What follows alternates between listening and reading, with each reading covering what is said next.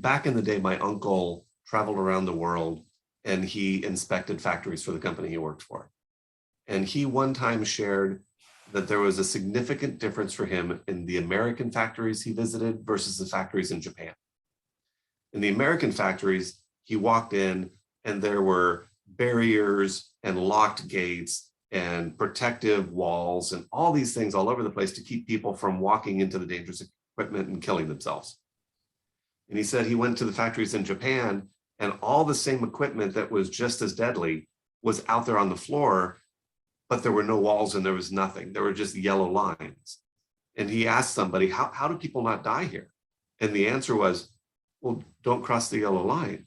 If you cross the yellow line, you might die. If you stay on the side of the yellow line, you'll be fine. Just don't cross the yellow line. And when it comes to porn addiction, I often tell people, you need to figure out what factory you can function in.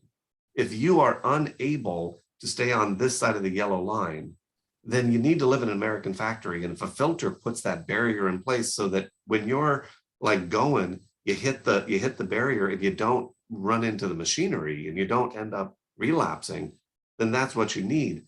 I don't think that's a place for you to try to live for the rest of your life. Eventually, you've got to figure out how to transition as you get more solid in your sobriety into a Japanese factory of, I see the yellow line, I know my own personal boundary, I don't cross it.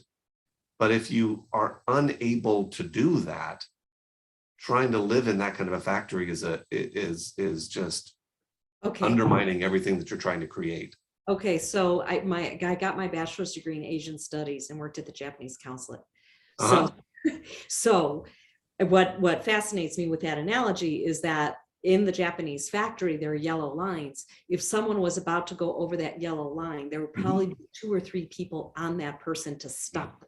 We're in an American factory, much more independent, that might not have happened. So maybe they need the extra structure.